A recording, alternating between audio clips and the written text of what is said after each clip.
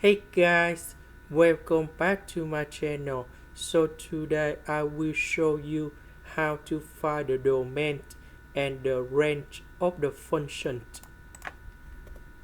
So for the first one, we can see that this is about the square root.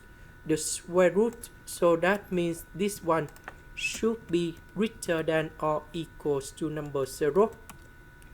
So I will put number 1 go to the right. And we have negative number 1. Later that, we divide both sides by negative number 4. So we change the sign of this one. And we got like this. Now we put the square root for the both sides. So we have negative 1 over 2 and 1 over 2. Because 1 over 4, that is about 1 over 2 to the power of 2.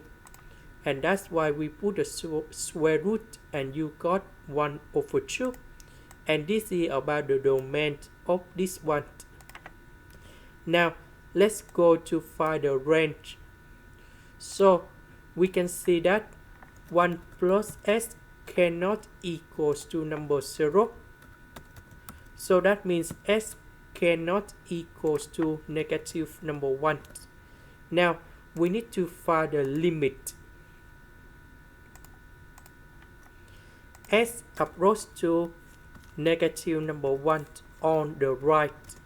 So on the right of this one, that is about positive. So 1 divided by positive, you will got about positive. Because we cannot divide by number 0. So 1 divided by number 0, we got infinity. So this one, we got positive infinity. Now, when x approach to negative number 1 on the left, so on the left, you will got the negative in here. 1, that is about positive. Positive divided by negative, we have negative. And this one, you cannot divide by number 0. So 1 divided by number 0, we have infinity. So we have negative infinity. Now, let's go to the next one. When x approach to positive infinity,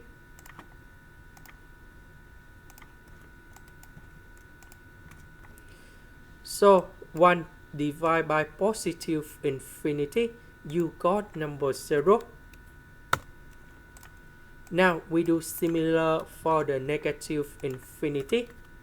So in this situation, the range of the function that should be from negative infinity to number 0 and from number 0 to positive infinity.